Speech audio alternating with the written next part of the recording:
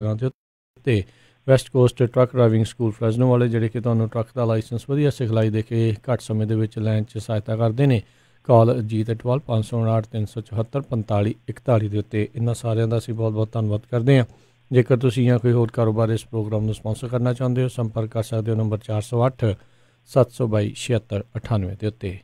ਮਿੰਟੂ ਜੀ, ਗੱਲਬਾਤ ਦਾ ਸਿਲਸਿਲਾ ਸ਼ੁਰੂ ਕਰਦੇ ਹਾਂ। ਪਦਮ ਸ਼੍ਰੀ ਜਿਹੜੇ ਰਾਗੀ ਨੇ, ਪੰਥ ਦੇ ਮਹਾਨ ਕੀਰਤਨੀਏ ਭਾਈ ਨਿਰਮਲ ਸਿੰਘ ਜੀ ਖਾਲਸਾ ਜੀ ਦਾ ਦੇਹਾਂਤ ਹੋਇਆ ਅਤੇ ਹੁਣ ਉਹਨਾਂ ਦੇ ਸੰਸਕਾਰ ਦਾ ਵੀ ਵਿਰੋਧ ਹੋਇਆ। ਲੋਕਾਂ ਦੀ ਅਕਲ ਕਿੱਥੇ ਗਈ ਹੈ?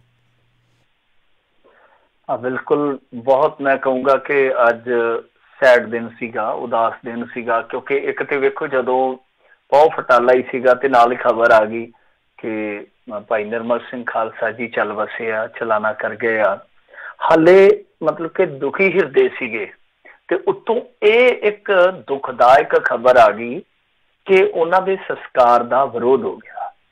ਤਾਂ ਇਹ ਬੜੀ ਮੰਦਭਾਗੀ ਖਬਰ ਹੈ। ਉਸ ਤਰ੍ਹਾਂ ਤੇ ਵੈਸੇ ਤੁਹਾਨੂੰ ਪਤਾ ਹੀ ਆ ਕਿ ਕਈ ਇਸ ਤਰ੍ਹਾਂ ਦੀਆਂ ਖਬਰਾਂ ਹਨ ਆਪਣੇ ਕੋਲ। ਜੇ ਵੇਖੀਏ ਤਾਂ ਪੁਰਾਣੇ ਸਮਿਆਂ ਦੇ ਵਿੱਚ ਜਾਂ ਅੱਜ ਤੋਂ 10-20 ਸਾਲ ਪਹਿਲਾਂ ਦੀਆਂ ਵੀ ਤੁਹਾਨੂੰ ਕਈ ਖਬਰਾਂ ਮਿਲ ਜਾਣਗੀਆਂ ਤੇ ਇਸ ਤਰ੍ਹਾਂ ਹੁੰਦਾ ਹੈ। ਪਰ ਆਹ ਚੀਜ਼ ਜਿਹੜੀ ਸੀ ਇਹ ਬੜੀ, ਮੈਂ ਕਹੂੰਗਾ ਕਿ ਜੱਗੋ 13ਵੀਂ ਗੱਲ ਸੀਗੀ ਕਿ ਜਿਨ੍ਹਾਂ ਨੂੰ ਪਦਮ ਸ਼੍ਰੀ ਮਿਲਿਆ, ਜਿਨ੍ਹਾਂ ਨੂੰ ਸਾਰੀ ਕੌਮ ਜਿਹੜੀ ਹੈ ਇੱਕ ਅਨਮੋਲ ਰਤਨ ਮੰਨਦੀ ਆ। ਔਰ ਤੁਸੀਂ ਵੇਖੋ 31 ਰਾਗਾਂ ਦਾ ਗਿਆਨ, ਉਹਨਾਂ ਦੀ ਰਸਪੀ ਆਵਾਜ਼, ਔਰ ਸਾਰੀ ਦੁਨੀਆ ਕਾਇਲ ਮੇਰੇ ਖਿਆਲ ਦੇ ਨਾਲ ਉਹਨਾਂ ਨੇ ਤਕਰੀਬਨ 100 ਦੇ ਕਰੀਬ ਮੁਲਕਾਂ ਦੇ ਵਿੱਚ ਜਾ ਕੇ ਕੀਰਤਨ ਕੀਤਾ ਹੋਊਗਾ ਤੇ ਉਹਨਾਂ ਵਾਸਤੇ ਸਿਵਿਆਂ ਦੇ ਦਰਵਾਜ਼ੇ ਬੰਦ ਹੋ ਜਾਣ, ਫਿਰ ਇਹ ਦਿਨ ਜਿਹੜਾ ਵਾਕਈ ਅਲੋਕਾਰ ਦਿਨ ਹੋਏਗਾ ਨਾ। ਤਾਂ ਕੱਲ ਉਹ ਗਏ ਸਨ, ਉਹ ਵੀਡੀਓ ਵੀ ਆ ਰਹੀ ਹੈ, ਪਤਾ ਨਹੀਂ ਪੁਰਾਣੀ ਹੈ ਜਾਂ ਨਵੀਂ, ਜਦੋਂ ਤੁਰ ਕੇ ਗਏ ਆ ਗੱਡੀ 'ਚ ਬੈਠ ਕੇ, ਕੋਈ ਬਹੁਤੇ ਬਿਮਾਰ ਨਜ਼ਰ ਨਹੀਂ ਆਉਂਦੇ। ਹੁਣ ਵੇਖਣਾ ਤੇ ਇਹ ਚਾਹੀਦਾ ਸੀਗਾ ਕਿ ਯੂਕੇ 'ਚੋਂ ਆਇਆਂ ਨੂੰ ਵੀ ਉਹਨਾਂ ਨੂੰ ਕਾਫੀ ਦੇਰ ਹੋ ਗਈ ਆ ਜੀ। ਫਿਰ ਕੈਨੇਡਾ 'ਚੋਂ ਉਹਨਾਂ ਦੇ ਰਿਸ਼ਤੇਦਾਰ ਜਿਹੜੇ ਆਏ ਸੀ, ਉਹ ਜਿਹੜਾ ਪਿਛਲਾ ਮਹੀਨਾ ਚੜ੍ਹਿਆ ਸੀਗਾ ਉਹ ਉਸ ਦੌਰਾਨ ਆਏ ਸੀਗੇ। ਉਹਦੇ ਬਾਅਦ ਇਹਨਾਂ ਨੇ ਕੁਆਰੰਟੀਨ ਵਾਲਾ ਜਿਹੜਾ ਸਮਾਂ ਸੀਗਾ ਉਹ ਵੀ ਬਿਤਾ ਲਿਆ। ਉਸ ਤੋਂ ਬਾਅਦ ਇਹ ਕੀਰਤਨ ਕਰਨ ਜਾਂਦੇ ਆ ਚੰਡੀਗੜ੍ਹ ਦੇ ਵਿੱਚ 19 ਤਰੀਕ ਨੂੰ। ਫਿਰ ਇਹਨਾਂ ਨੂੰ ਥੋੜ੍ਹੀ ਜਿਹੀ ਮਤਲਬ ਕਿ ਜਿਸ ਤਰ੍ਹਾਂ ਕਹਿ ਲਈਏ ਕਿ ਲਾਗ ਵੀ ਕਿਤੇ ਨਾ ਕਿਤੇ ਇਹਨਾਂ ਨੂੰ ਦਿਖਾਲੀ ਦਿੰਦੀ ਆ, ਖੰਘ, ਜ਼ੁਕਾਮ, ਹਲਕਾ ਬੁਖਾਰ, ਇਸ ਤਰ੍ਹਾਂ ਦੀਆਂ ਸ਼ਿਕਾਇਤਾਂ, ਇਸ ਤਰ੍ਹਾਂ ਦੇ ਲੱਛਣ ਜਿਹੜੇ ਆ ਪ੍ਰਗਟ ਹੁੰਦੇ ਆ। ਤਾਂ ਉਸ ਤੋਂ ਬਾਅਦ ਇਹ ਹਸਪਤਾਲ ਵੀ ਜਾਂਦੇ ਆ 2 ਦਫਾ। ਹੁਣ ਇੱਥੇ ਸਵਾਲ ਤੇ ਇਹ ਹੋਣਾ ਚਾਹੀਦਾ ਸੀਗਾ ਕਿ 2 ਦਫਾ ਜਦ ਹਸਪਤਾਲ 'ਚ ਗਏ, ਆਪ ਗਏ ਆ, ਆਪ ਜਾ ਕੇ ਇਹਨਾਂ ਨੇ ਆਪਣੇ ਲੱਛਣ ਦੱਸੇ ਹੋਣਗੇ ਕਿ ਮੈਨੂੰ ਇਸ ਤਰ੍ਹਾਂ ਦੀ ਸ਼ਿਕਾਇਤ ਹੈ, ਤਾਂ ਕਿਉਂ ਨਹੀਂ ਟੈਸਟ ਕੀਤਾ ਗਿਆ? ਕਿਉਂ ਨਹੀਂ ਟੈਸਟ ਕੀਤਾ ਗਿਆ? ਫਿਰ ਇਹ ਜਦੋਂ ਥੋੜ੍ਹੀ ਤਕਲੀਫ ਜ਼ਿਆਦਾ ਵਧੀ ਆ ਤਾਂ ਫਿਰ ਗਏ ਆ ਤਾਂ ਕਿਹਾ ਗਿਆ ਕਿ ਪੋਜ਼ੀਟਿਵ ਨੇ ਤੇ ਉਸ ਤੋਂ ਬਾਅਦ ਇਹਨਾਂ ਦੀ ਡੈਥ ਹੋ ਜਾਂਦੀ ਆ।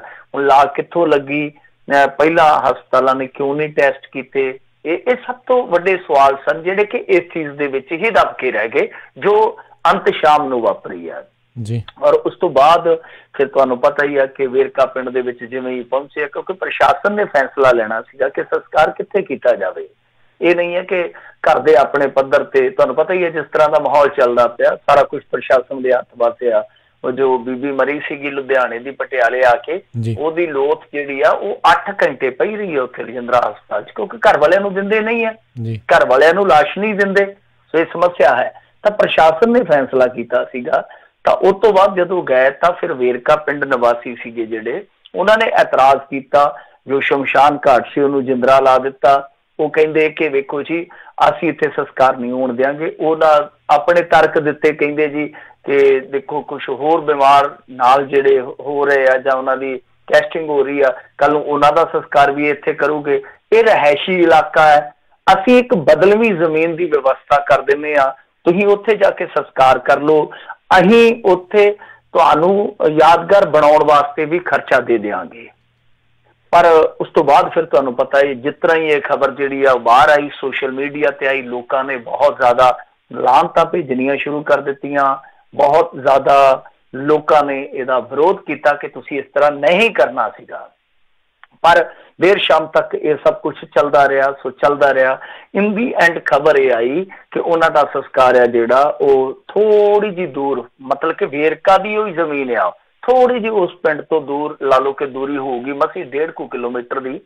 ਤੇ ਉਹ ਜੇ ਕੋਈ ਪਿੰਡ ਜਾਂਦਾ ਸ਼ਾਇਦ ਫਤਿਹਗੜ੍ਹ ਸ਼ੁਕਰ ਚੱਕ ਉਹ ਰਸਤੇ ਨੂੰ ਜਾਂਦਾ, ਸੌਰੀ ਪਿੰਡ ਨੂੰ ਜਾਂਦਾ ਰਸਤਾ ਹੈ ਨਾ ਜਿਹੜਾ, ਉਹਦੇ ਵਿੱਚ ਉਹ ਸੰਸਕਾਰ ਹੈ ਜਿਹੜਾ ਕਰ ਦਿੱਤਾ ਗਿਆ। ਮੇਨ ਹਾਈਵੇ ਦੇ ਨਾਲ ਹੀ ਆ ਬਿਲਕੁਲ ਜਗ੍ਹਾ।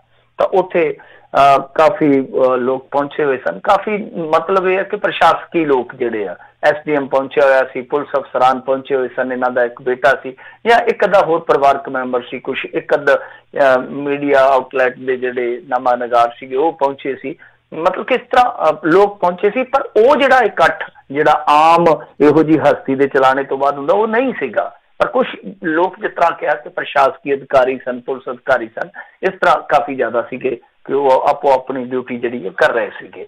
ਤਾਂ ਬਹਰਹਾਲ ਸੰਸਕਾਰ ਹੋ ਗਿਆ। ਉਸ ਤੋਂ ਬਾਅਦ ਵੀ ਇਹ ਵਿਵਾਦ ਜਿਹੜਾ ਉਹ ਹਾਲੇ ਥਮਿਆ ਨਹੀਂ ਹੈ, ਰੁਕਿਆ ਨਹੀਂ ਹੈ, ਕਿਉਂਕਿ ਦੇਖੋ ਕੁਛ ਲੋਕ ਇਸ ਚੀਜ਼ ਨੂੰ ਇਉਂ ਲੈ ਰਹੇ ਆ ਕਿ ਜੋ ਪਿੰਡ ਵਾਸੀਆਂ ਨੇ ਕੀਤਾ, ਵੇਰਕਾ ਵਾਲਿਆਂ ਨੇ, ਉਹ ਗਲਤ ਕੀਤਾ, ਉਹਨਾਂ ਦੇ ਖਿਲਾਫ ਹੁਕਮਨਾਮਾ ਜਾਰੀ ਹੋਣਾ ਚਾਹੀਦਾ, ਫਲਾਹ ਹੋਣਾ ਚਾਹੀਦਾ, ਕਿਉਂਕਿ ਵਿਰੋਧ ਬਹੁਤ ਜ਼ਿਆਦਾ ਹੋ ਗਿਆ ਉਹਨਾਂ ਦੇ ਵਿਰੋਧ ਦੇ ਖਿਲਾਫ। ਬਿਲਕੁਲ ਜੋ ਉਹਨਾਂ ਨੇ ਵਿਰੋਧ ਕੀਤਾ ਸੀ ਉਹਦਾ ਵਿਰੋਧ ਬਹੁਤ ਜ਼ਿਆਦਾ ਇਸ ਟਾਈਮ, ਲੋਕ ਲੋਹੇ ਲਾਕੇ ਹੋਏ ਪਏ ਆ। ਹਾਲਾਂਕਿ ਪਿੰਡ ਵਾਲੇ ਆਪਣੇ ਜੋ ਮਰਜ਼ੀ ਤਰਕ ਦੇਣ, ਪਰ ਇਸ ਵੇਲੇ ਜੋ ਖਬਰ ਇੱਕ ਹੋਰ ਆ ਰਹੀ, ਹਾਲਾਂਕਿ ਮੈਂ ਅਧਿਕਾਰਤ ਤੌਰ ਤੇ ਪੁਸ਼ਟੀ ਨਹੀਂ ਕਰਦਾ, ਉਹ ਕਹਿੰਦੇ ਆ, ਮੈਂ ਕੋਸ਼ਿਸ਼ ਵੀ ਕੀਤੀ ਪੁਸ਼ਟੀ ਕਰਵਾਉਣ ਦੀ, ਕਿ ਜਿਹੜੀ ਜ਼ਮੀਨ ਦੇ ਵਿੱਚ ਸੰਸਕਾਰ ਹੋਇਆ, ਕਹਿੰਦੇ ਕਿ ਉਹ ਵੀ ਉਸੇ ਪਿੰਡ ਦਾ ਹੀ ਕੋਈ ਵਾਸੀ ਆ, ਕਿਉਂਕਿ ਬਾਅਦ ਦੇ ਵਿੱਚ ਬਹੁਤ ਸਾਰੇ ਲੋਕ ਅੱਗੇ ਆਏ, ਈਵਨ ਦੋ ਕਿ ਵਕੀਲ ਆਏ, ਗੁਲਜ਼ਾਰ ਸਿੰਘ ਰਣੀ ਕੇ ਆ ਗਏ, ਲੰਗੋਵਾਲ ਸਾਹਿਬ ਨੇ ਵੀ ਐਲਾਨ ਕਰ ਦਿੱਤਾ ਕਿ ਅਸੀਂ ਜ਼ਮੀਨ ਦਾਨ ਦਿੰਦੇ ਹਾਂ ਜੀ, ਅਸੀਂ ਜ਼ਮੀਨ ਐਲਾਨ ਕਰਦੇ ਹਾਂ ਕਿ ਅਸੀਂ ਆਪਣੇ ਸੰਸਕਾਰ ਆਪਣੇ ਪੱਧਰ ਤੇ ਸੰਸਕਾਰ ਕਰਵਾਵਾਂਗੇ, ਆਪਣੇ ਪੱਧਰ ਤੇ ਯਾਦਗਾਰ ਬਣਾਵਾਂਗੇ, ਮਤਲਬ ਕਿ ਜ਼ਮੀਨ ਅਸੀਂ ਦੇਣ ਵਾਸਤੇ ਤਿਆਰ ਹਾਂ। ਤਾਂ ਇਸ ਤਰ੍ਹਾਂ ਹੋਰ ਬਹੁਤ ਸਾਰੇ ਲੋਕ ਜਿਹੜੇ ਬਾਹਰ ਬੈਠੇ ਸਨ, ਉਹਨਾਂ ਦੇ ਮੈਸੇਜ ਆਉਣੇ ਸ਼ੁਰੂ ਹੋ ਗਏ, ਸੋਸ਼ਲ ਮੀਡੀਆ ਤੇ ਪੋਸਟਾਂ ਪੈਣੀਆਂ ਸ਼ੁਰੂ ਹੋ ਗਈਆਂ। ਹਰੇਕ ਨੇ ਆਖਿਆ ਕਿ ਸਾਡੀ ਜ਼ਮੀਨ 'ਚ, ਇੱਥੋਂ ਤੱਕ ਕਿ ਇੱਕ ਬਹੁਤ ਵੱਡਾ ਸੌਂਗ ਰਾਈਟਰ ਆ ਚਰਨ ਲਿਖਾਰੀ, ਉਹਨੇ ਕਿਹਾ ਕਿ ਮੇਰਾ ਪਿੰਡ ਹੈ 15 ਕਿਲੋਮੀਟਰ ਲਾਗੇ, ਤੁਸੀਂ ਇੱਥੇ ਆ ਕੇ ਮੇਰੇ ਘਰ ਦੇ ਵਿੱਚ ਸੰਸਕਾਰ ਕਰ ਸਕਦੇ ਹੋ। ਤਾਂ ਬਹੁਤ ਸਾਰੇ ਲੋਕਾਂ ਨੇ ਇਸ ਤਰ੍ਹਾਂ ਪੇਸ਼ਕਸ਼ਾਂ ਕੀਤੀਆਂ, ਇਸ ਤਰ੍ਹਾਂ ਪਹਿਲ ਕਦਮੀਆਂ ਕੀਤੀਆਂ ਕਿ ਹਾਂ ਭਾਈ ਅਸੀਂ ਹਾਜ਼ਰ ਹਾਂ, ਪਰ ਜੋ ਫੈਸਲਾ ਕਰਨਾ ਸੀ, ਮੈਂ ਜਿਵੇਂ ਕਿਹਾ ਕਿ ਉਹ ਪ੍ਰਸ਼ਾਸਨ ਨੇ ਕਰਨਾ ਸੀ, ਉੱਥੇ ਕਿਸੇ ਦਾ ਜ਼ੋਰ ਨਹੀਂ ਸੀ ਚੱਲਦਾ। ਖੈਰ ਜੋ ਵੀ ਹੋਇਆ ਮੰਦਭਾਗਾ ਹੋਇਆ। ਉਹ ਇੱਕ ਹੋਇਆ ਨਾ ਜ਼ਫਰ ਜਦੋਂ ਉਹ ਹੈਗਾ ਸੀਗਾ ਅੰਗਰੇਜ਼ਾਂ ਦੀ ਕੈਦ ਦੇ ਵਿੱਚ, ਸ਼ਾਇਦ ਉਹਨੂੰ ਰੰਗੂਨ ਦੇ ਵਿੱਚ ਕੈਦ ਕੀਤਾ ਹੋਇਆ ਸੀਗਾ, ਤੇ ਉਹਨੇ ਆਪਣੀ ਜ਼ਿੰਦਗੀ ਦੇ ਅੰਤਲੇ ਪੜਾਅ 'ਚ ਬਹੁਤ ਸਾਰੇ ਸ਼ੇਅਰ ਲਿਖੇ ਸੀਗੇ। ਤਾਂ ਉਹਦੇ ਵਿੱਚ ਇੱਕ ਬਹੁਤ ਮਕਬੂਲ ਹੈ कि कितना है बदनसीब जफर दफन के लिए 2 गज जमीन भी ना मिली कू ए यार में।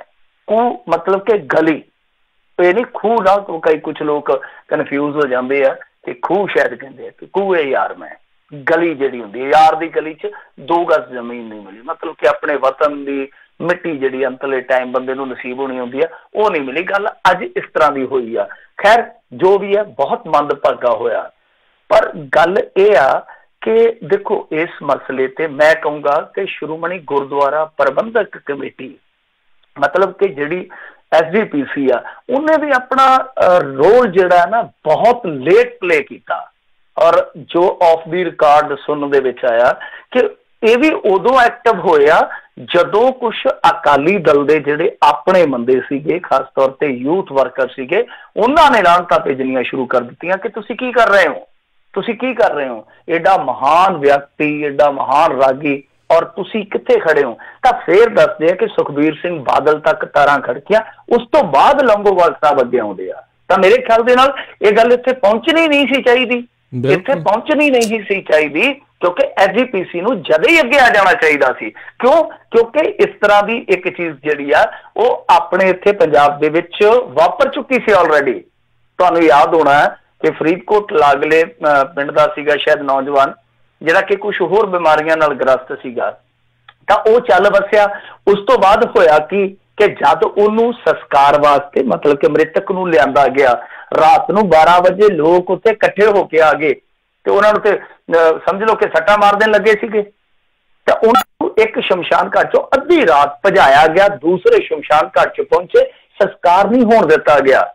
पर बाद दे विच होया कि रिपोर्ट उहदी नैगेटिव आ गई, रिपोर्ट उहदी नैगेटिव आ गई। जब इस तरह दी घटनावां साडे समाज दे विच वापर रहीआं सन, तां इह पुष्टि हो चुकी सी कि कोरोना पॉजिटिव ने, तां इन्हां नूं पहिलां ही अगे आ जाना चाहिदा सी। पर जो पिंड वालिआं ने कीता, मेरे ख्याल दे नाल जो मर्जी तर्क देई जान, जो मर्जी उन्हां दे लॉजिक होण, पर हाल की घड़ी मैं कहूँगा कि बहुत ही बहुत मंदभागी घटना उन्होंने हथों वापर चुकी है। बिल्कुल मिंटू जी, इतिहास पढ़िए तो वजीर खान ने मोहरां लैके संस्कार नूं जमीन दे दी ते वजीर खान तो भी भैड़े निकले भी उत्थे उन्होंने लागे नहीं आउण दिता। कहंदे लोग तो हुण यही कह रहे ने भी भाई निर्मल सिंह हुणां ने तां अपनी देह छड्डी आ, मरी तां इंसानियत आ। ये वाकई बड़े दुख देण वालियां जिहड़ियां ये खबरां जिहड़ियां आपां नूं सुणन नूं ये मिल रही ने। बहुत मंदभागी गल आ भी आपां जिद्दां जिक्र किया भी ये तो पद्म श्री सीगे तां उन्हां दे नाल ये कुछ होया ते आम लोकां दे नाल पता नहीं उत्थे लोकां ने की कुछ जिहड़ा ओह करना जिद्दां तुसीं दस भी रहे सी। बहुत अफसोस वाली गल आ भी ये कुछ आपां देखण नूं जिहड़ा ओह मिल रहा आ। ते अगली जिहड़ी खबर उस दे उत्ते भी मिंटू जी वधिए तो कहंदे भी लॉकडाउन तो बाद दे विच भी पाबंदी जारी रहेगी, प्रधानमंत्री ने दिते ने संकेत। हाँ देखो, इन्होंने अज की सारे जिहड़े हैगे आ चीफ मिनिस्टर सारे राज्यां दे उन्हां दे नाल गलबात कीती आ वीडियो कॉन्फ्रेंसिंग दे राही।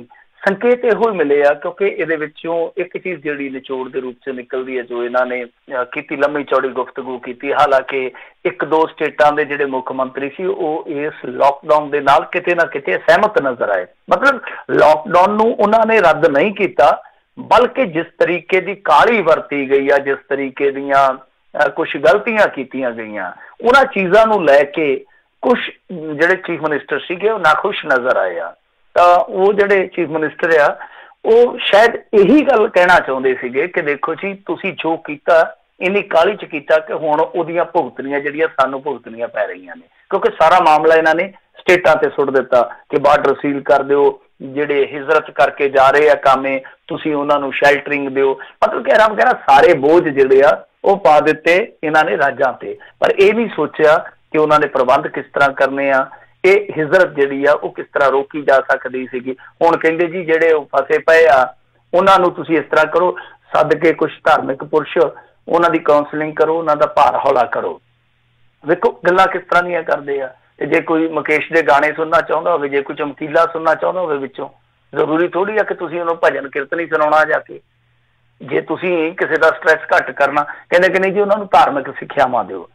एक तो यह बड़ी चीज़ माड़ी है इन्हां दी। तो हुण जिद्दां जांदी बारे बादल साहब ने कह दिता सी आ जाओ मैं बुढ़िया नूं तीर्थ यात्रा करवाउणा, फिर आ हुण जिद्दां एक बंदे ने तंज कीता सी, वो कहंदा कि लोकां नूं जांदी बार हुण रामायण दिखा रहे, महाभारत दिखा रहे आ दुनिया नूं जाण लग्गिआं नूं। शायद ये सारा कुछ इस तरह ही अगे भी चलदा रहना। तो मेरा जोड़ा संकेत मिलिआ वो इहो ही मिलिआ। इन्हां ने आख्या कि देखो जी 14 तरीक नूं लॉकडाउन ते जिहड़ा खत्म हो सकदा, पर पाबंदियां जारी रहूगियां। पहला संकेत यह सीगा कि रेल गड्डियां चलाउण दा इन्हां ने ऐलान कर दिता। दूसरा अज इन्हां ने जिहड़ी गल कही आ कि पाबंदियां जिहड़ियां वो जारी रह सकदियां, पर लॉकडाउन जिहड़ा वो खत्म हो सकदा। तां इस तों संकेत इहो ही मिलदा कि आउण वाले दिनां दे विच लॉकडाउन जिहड़ा वो खत्म हो सकदा वा, पर कुछ पाबंदियां जिहड़ियां वो आयद रहणगीआं। ते वेखदे आ कि पाबंदियां किहड़ियां हो सकदियां, क्योंकि इन्हां दीयां पाबंदियां बहुत सख्त हुंदियां ना, कई बार नोटबंदी वांगू। तां नोटबंदी तो बाद फिर नोट जिहड़े आ साई दे पक्खों ते वड्डे भी कर दिंदे आ, तां ओह जिहड़ियां मशीनां उन्हां ते भी एक तरह नाल पाबंदी लग जांदी आ। तां खैर ये वेखदे आ, क्योंकि कल नूं फिर इन्हां ने एक वीडियो संदेश देना, वीडियो सुनेहा देना लोकां नूं। 9 बजे इन्हां दा वो वीडियो सुनेहा आऊगा। लोग हुण तीव्रता नाल डिक्कण डए आ कि कदों दिन चढ़ूगा, कदों प्रधान सेवक दा वीडियो सुनेहा जिहड़ा सुनने मिलूगा कि उहदे च की राहत दे रहे या की आफत दे रहे आ, राहत है या आफत है बाद विच पता लगूगा। तो खैर जो संकेत दिता, संकेत इहो आ कि लॉकडाउन जिहड़ा वो एक बारी 14 तरीक नूं टुट जाएगा। पर जे गां इन्हां ने कोई पाबंदियां वगैरह जां कुछ करना तो इन्हां नूं थोड़ा जिहा सोच लेना चाहिए कि ट्रक्कां दीयां तुसीं उत्थे ही ब्रेकां जमा दित्तियां, जिहड़े मजदूर सीगे उन्हां च घबराहट पैदा कर दित्ती। उन्हां नूं लग्गिआ कि जे असीं इत्थे बैठे किते बीमार हो गए इन्ने दिनां दे विच, पता नहीं कदों तक लॉकडाउन चलूगा, कदों तक कर्फ्यू चलूगा, तो फिर सानूं सांभूगा कौन? रोटी तो चलो पंजाब दे लोग दे सकदे, हरियाणे दे लोग दे सकदे आ, दूसरे होर भी दानी लोग दे सकदे आ। ते जे कल नूं असीं बीमार हो गए, एक कुटिया च पए, एक कुल्ली च पए जां एक कमरे च पए, तां सानूं बचाऊगा कौन? तां एक भड़काहट सी, अंदरूनी भड़काहट सी बंदियां दे अंदर कि असीं इत्थों निकलीए। तां ऐसी चीज़ जिहड़ी आ दोबारा वापरदी है जे कि तुसी सप्लाई चेन भी इक्को दम ठप करवा ली, तुसी करोड़ां लोग लखां लोग सड़कां ते बिठा लए, ਤੁਸੀਂ ਫਿਰ ਸਾਰਾ ਕੁਝ ਸਟੇਟਾਂ ਤੇ ਪਾ ਦਿੱਤਾ। ਜੇ ਇਹੀ ਦੁਬਾਰਾ ਕਰਨਾ ਤਾਂ ਫਿਰ ਮੇਰੇ ਖਿਆਲ ਦੇ ਨਾਲ ਦੁਬਾਰਾ ਕੁਝ ਕਰਨ ਦੀ ਜ਼ਰੂਰਤ ਹੀ ਨਹੀਂ, ਜੋ ਹੈ ਸੋ ਹੈ, ਚੱਲ ਹੀ ਜਾਂਦਾ ਵੇਲਾ। ਜੀ ਜੀ। ਅਗਲੀ ਜਿਹੜੀ ਮਿੰਟੂ ਜੀ ਗੱਲ ਕਰਦੇ, ਕਹਿੰਦੇ ਮਾਸੂਮ ਬੱਚੇ ਦੇ ਪਿਤਾ ਨੇ ਆਪਣੇ ਪਰਿਵਾਰ ਨੂੰ ਬਚਾਉਣ ਲਈ ਪ੍ਰਧਾਨ ਮੰਤਰੀ ਤੇ ਮੁੱਖ ਮੰਤਰੀ ਦੇ ਕੋਲ ਕੀਤੀ ਅਪੀਲ। ਹਾਂਜੀ ਦੇਖੋ, ਇਹ ਨਾ ਮੁੰਬਈ ਦੀ ਘਟਨਾ ਜਿੱਥੇ ਆਪਾਂ ਇੱਕ ਬਹੁਤ ਹੈਰਾਨੀਜਨਕ ਤੱਥ ਦੇ ਰੂਬਰੂ ਹੋਣ ਲੱਗੇ ਆ ਕਿ ਉੱਥੇ ਨਵ ਜੰਮੇ ਬੱਚੇ ਨੂੰ ਕਰੋਨਾ ਵਾਇਰਸ ਹੈ। ਯਾਨੀ ਨਵ ਜੰਮੇ ਬੱਚੇ ਨੂੰ, ਜਿਹੜਾ ਦੁੱਧ ਚੁੰਗਦਾ ਬੱਚਾ ਕੁਛ ਦਿਨਾਂ ਦਾ, ਉਹਨੂੰ ਕਰੋਨਾ ਵਾਇਰਸ ਪੋਜ਼ਿਟਿਵ ਆ। ਉਹ ਤਾਂ ਉਹ ਪਤਾ ਨਹੀਂ ਹੁਣ ਕਿਸ ਤਰ੍ਹਾਂ ਹੋਇਆ, ਉਹਦੀ ਮਾਤਾ ਨੂੰ ਵੀ ਹੈ।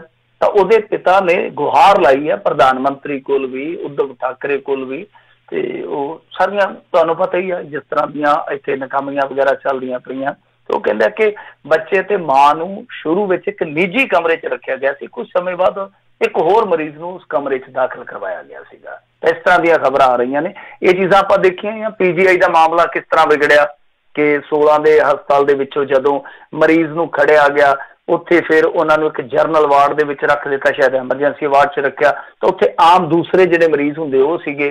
ਫਿਰ ਡਾਕਟਰਾਂ ਨੇ, ਜਿਹੜਾ ਉੱਥੇ ਸਟਾਫ ਸੀਗਾ, ਉਹਨਾਂ ਨੇ ਵੀ ਵੈਸਾ ਹੀ ਟ੍ਰੀਟ ਕੀਤਾ ਕਿਉਂਕਿ ਇਹਨਾਂ ਨੂੰ ਲੱਗਿਆ ਕਿ ਸਵਾਈਨ ਫਲੂ ਦਾ ਮਾਮਲਾ। ਤੇ ਬਾਅਦ ਦੇ ਵਿੱਚ ਜਦੋਂ ਉਹ ਕਰੋਨਾ ਪੋਜ਼ਿਟਿਵ ਪਾਇਆ ਗਿਆ ਤਾਂ ਫਿਰ ਹੜਕੰਪ ਮਚ ਗਿਆ, ਫਿਰ ਤਰਥੱਲੀ ਮਚ ਗਈ।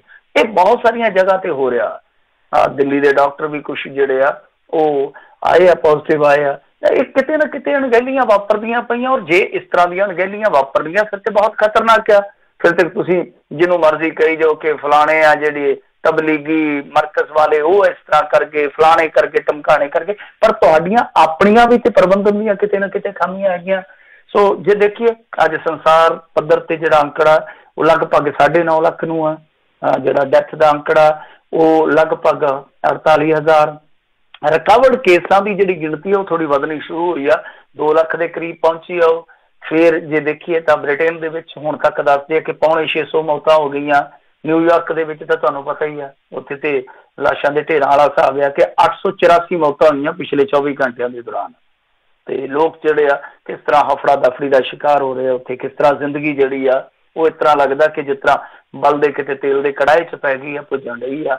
ਫਿਰ ਪਾਕਿਸਤਾਨ ਦੇ ਵਿੱਚ ਜਿਹੜਾ ਸਾਡਾ ਗੁਆਂਢੀ ਦੇਸ਼ ਆ ਉਹਦੇ ਵਿੱਚ 31 ਮੌਤਾਂ ਦੀ ਖਬਰ ਆ। ਕਰੋਨਾ ਦਾ ਕਹਿਰ ਹੈ ਜਿਹੜਾ ਉਹ ਇੰਡੀਆ ਦੇ ਵਿੱਚ ਵੀ ਬਹੁਤ ਜ਼ਿਆਦਾ ਇਸ ਵੇਲੇ ਤੀਖਣ ਆ। ਪਿਛਲੇ 24 ਘੰਟਿਆਂ 'ਚ ਇੱਥੇ ਵੀ ਤਕਰੀਬਨ 150 ਦੇ ਕਰੀਬ ਮਾਮਲੇ ਆਏ ਆ। ਇਸ ਵੇਲੇ ਇੰਡੀਆ ਦਾ ਜਿਹੜਾ ਅੰਕੜਾ ਸੀ ਹੁਣ ਤੋਂ ਕੁਝ ਘੰਟੇ ਪਹਿਲਾਂ ਉਹ 2032 ਸੀਗਾ, ਜਿਹਦੇ 'ਚ 58 ਡੈਥ ਨੇ। ਤੇ ਫਿਰ ਉਸ ਤੋਂ ਇਲਾਵਾ ਤਬਲੀਗੀ ਜਮਾਤ ਦਾ ਤੁਹਾਨੂੰ ਪਤਾ ਹੀ ਹੈ ਕਿ ਇਸ ਵੇਲੇ ਕਿੰਨਾ ਰੌਲਾ ਪਿਆ। 24 ਲੋਕਾਂ 'ਚੋਂ 23 ਕਰੋਨਾ ਦੀ ਉਹਨਾਂ ਦੇ ਪੁਸ਼ਟੀ ਹੋ ਗਈ। ਮੈਡੀਕਲ ਡਾਇਰੈਕਟਰ ਨੇ ਪੁਸ਼ਟੀ ਕੀਤੀ। ਦੇਸ਼ ਭਰ ਦੇ ਵਿੱਚ 1965 ਕਰੋਨਾ ਪੋਜ਼ਿਟਿਵ 'ਚੋਂ ਨਿਜ਼ਾਮੂਦੀਨ ਮਰਕਜ਼ ਨਾਲ ਜੁੜੇ ਹੋਏ 400 ਮਾਮਲੇ ਸੀ। ਮਤਲਬ ਕਿ ਜਿਸ ਸਮੇਂ 1900, ਮੈਂ ਤੁਹਾਨੂੰ ਦੱਸਿਆ ਨਾ ਕਿ 2000 ਤੋਂ ਟੱਪ ਗਿਆ ਅੰਕੜਾ, ਪਰ ਜਿਸ ਵੇਲੇ 1965 ਸਨ ਉਸ ਸਮੇਂ ਸਿਹਤ ਮੰਤਰਾਲੇ ਨੇ ਇਹ ਗੱਲ ਜਿਹੜੀ ਆ ਪੁਸ਼ਟੀ ਦੇ ਰੂਪ ਦੇ ਵਿੱਚ ਕਹੀ ਕਿ ਸਾਡੇ ਇੱਥੇ ਜਿੰਨੇ ਮਾਮਲੇ ਉਹਨਾਂ ਦੇ ਵਿੱਚੋਂ 400 ਮਾਮਲੇ ਜਿਹੜੇ ਆ ਉਹ ਨਿਜ਼ਾਮੂਦੀਨ ਮਰਕਜ਼ ਦੇ ਨਾਲ ਜੁੜੇ ਆ। ਤਾਂ ਇੱਕ ਬਹੁਤ ਵੱਡੀ ਮੈਂ ਕਹੂੰਗਾ ਕਿ ਖਤਰੇ ਦੀ ਘੰਟੀ ਆ, ਕਿਉਂਕਿ ਪੰਜਾਬ ਦੇ ਵਿੱਚੋਂ ਪਹਿਲਾਂ ਕਿਹਾ ਗਿਆ ਕਿ 9 ਕੁ ਬੰਦੇ ਗਏ ਤੇ ਹੁਣ ਖਬਰਾਂ ਆਉਣ ਡਈਆਂ ਸੀ ਦੇਰ ਸ਼ਾਮ ਕਿ ਇਹਨਾਂ ਦੀ ਗਿਣਤੀ ਜਿਹੜੀ ਆ ਉਹ ਕੁਝ 100 ਹੋ ਸਕਦੀ ਆ। ਤਾਂ ਤੁਸੀਂ ਇਹ ਦੇਖੋ ਕਿ ਪੰਜਾਬ ਦੇ ਵਿੱਚ ਜਿੱਥੇ ਸਿੱਖ ਬਹੁ ਗਿਣਤੀ 'ਚ ਆ, ਹਿੰਦੂ ਜਿਹੜੇ ਆ ਉਹ ਬਹੁਤ ਵੱਡੀ ਪਰਸੈਂਟੇਜ ਰੱਖਦੇ ਆ, ਤਾਂ ਇੱਥੋਂ ਜੇ ਸੈਂਕੜੇ ਦੀ ਤਾਦਾਦ ਆ ਤਾਂ ਪੂਰੇ ਇੰਡੀਆ 'ਚ ਕਿਸ ਤਰ੍ਹਾਂ ਦੀ ਤਾਦਾਦ ਹੋਏਗੀ।